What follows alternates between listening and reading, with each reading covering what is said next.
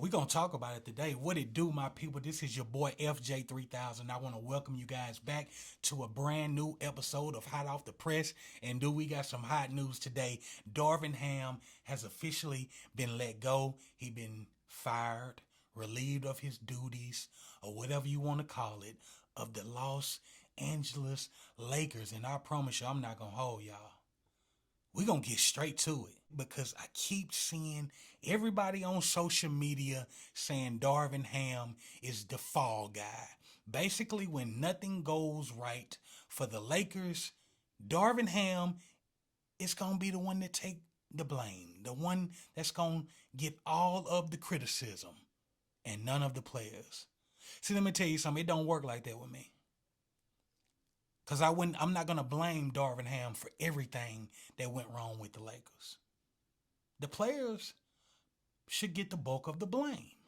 Why? Because they are the ones playing the game. But, on the other hand, 9 times out of 10, whichever sport you coaching, when you're the head coach, you're always on the chopping block. Especially when you're coaching the Lakers. When you sign your name on that dotted line to coach the Lakers, anybody other than Phil Jackson, because we know Phil Jackson had pulled with the Lakers. But if you're not Phil Jackson, 9 times out of 10, as soon as you sign your name, I don't care if it's a 4-year contract, they will let you go after 1 year. They will let you go after 2 when things aren't going right. So, let me get into some of the things that may have caused Darvin Ham his job, since everybody want to put the blame on the player. What player are we talking about? We know we're talking about LeBron. But anyway, we'll get to that in just a second. But we're going to speak on Darvin Ham right now. Here's some of the issues that I feel like got Darvin Ham fired, and we're going to get straight into it. Questionable rotation. What you mean by that, FJ? Why was Rui not in the starting lineup or taken out of the starting lineup at the beginning of the season for Taurean Prince? Why? Answer that for me, people. Since you're pro Darvin Ham, why? Because we seen how things went when Rui was inserted back into the starting lineup late in the season. They played a lot better. Rui played better. Another thing, I've been having an issue with this one right here for 2 years now. None challenges. It's like Darvin Ham don't know when to challenge a play. We saw that throughout the playoffs. Why don't you know how to challenge? Why don't you know when to challenge Ham and your staff? Why does it take so long to say, you know what? I'm fixing the challenge. That's an issue for me as a coach. Timeouts. We saw time and time again where teams will go on a 8-0, a 10-0 run, and Darvin Ham does not call a timeout until after the team has taken the lead. The Lakers could be up by 10, 12.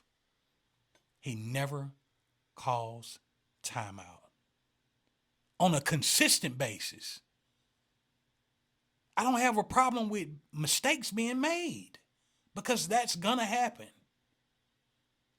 When do we get better at this? Because you see it early in the season. And then you also see the same mistakes late in the season. I don't understand it. And here's the last one that really bothers me. Darvin Ham ran 3-guard lineups pretty much the whole 2 years he was with the Lakers. Why are we running 3-guard lineups? Why? Why are we playing Spencer Dinwiddie over Max Christie? We know Spencer Dinwiddie is a guy that needs the ball in his hands to score. Max Christie is a guy that could knock shots down from the corner anywhere. The guy shot 35, 36% from three on the season. He gets no clock in the Denver series. Why? See, those are some of the issues that I have. Now, don't get me wrong. The Lakers have been very inconsistent, and that's for the players. Darvin Ham can do nothing about that. The players were up and down all season long. Another thing that hurt the Lakers is injuries. We see Cam Reddish, really good defender, out pretty much all season, in and out the lineup all season. Another really good defender, Vando. So yes, does that hurt some of your lineups? Does that hurt some of the things that you want to do? It does. So I'm not putting that on Ham. But my God, brother, you can't keep doing the same thing year after year. Something has to be different. And I was telling somebody this a couple days ago. If you really watch games and not just put all the blame on LeBron. I'm not saying LeBron don't have blame. I'm not saying LeBron don't have pull, because he do. If you really watch Laker games, in the first half, they have a 67% usage rate. What does that mean again, FJ? That means that the ball is moving. That means that LeBron and AD is running pick and roll. That means that a lot more players are getting open. In the third and fourth quarter, that percent drops down to below 30.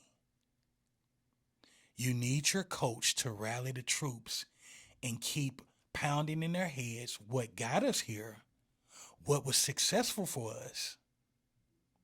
Late in the third, fourth quarter, why are we not going pick and roll? Why? Why are we not stressing that, Ham? Those are some of the things that I don't understand. Ham was supposed to be this big defensive guy. We never saw that.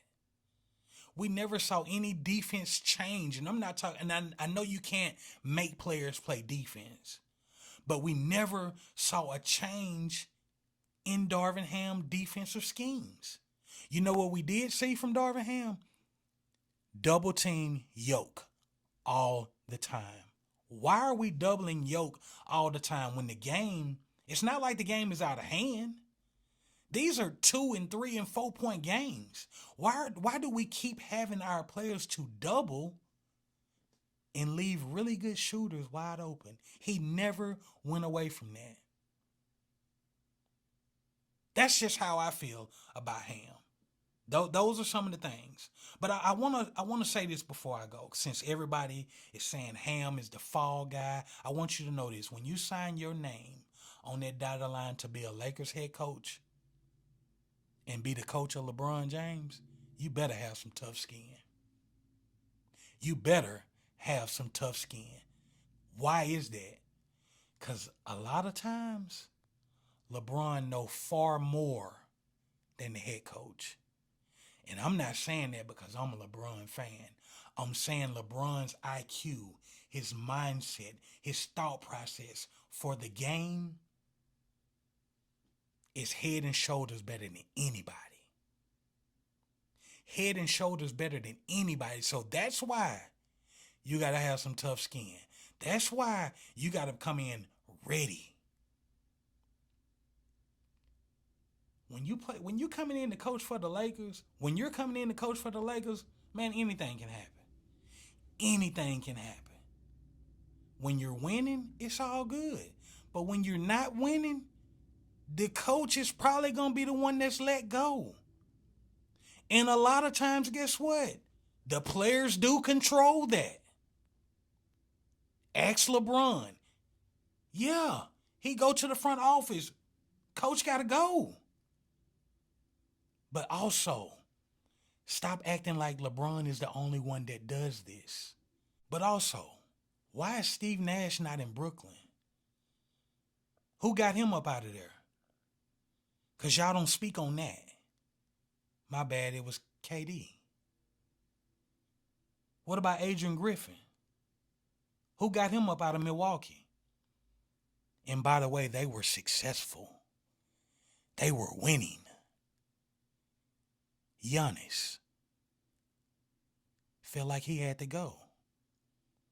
So let's not call LeBron out on all of this. When you're a top dog in this league and you're not comfortable with your head coach, you're not feeling some of the things going on with your head coach, and I'm not saying this right, but when you got pull, you got pull. When you got power, you got power. It's just that simple. The players run the NBA, not the coaches. They the ones bringing in the top dollars. So if they feel like they don't want you there, even when your team is being successful, Milwaukee Bucks, Giannis, and whoever else will go to the front office and say you got to go. And Milwaukee turned around and got a not so good coach. He's older. The game has probably passed him by. I just want people to remember those things. LeBron is pretty much the face of this league. Is he the best player in this league now? No. That time has went on. But he still pretty much run this league, man. And when he make a call, that's just what it is. But he ain't the only one. And I'm going to tell you this. Keep an eye out on some of these teams that's being successful right now. Look at Finch up in Minnesota. Let things go south in Minnesota. Watch he's up out of there. Look at Mazzola. Hopefully I said his name correctly. Up in Boston. When things don't go right, and they keep making it so far in the playoffs and not being successful,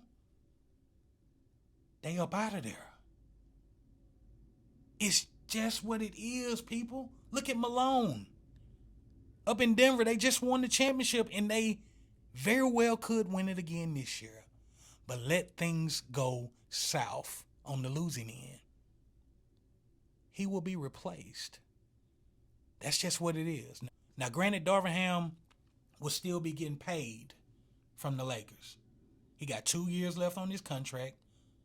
So he's going to make $10 million from the Lakers for not coaching. Granted, I'm sure he would still want to be coaching, but he's still going to get paid. So all I'm saying is, man, look at the entire picture. The players run this NBA, and that just is what it is. If they want you gone, you will be gone.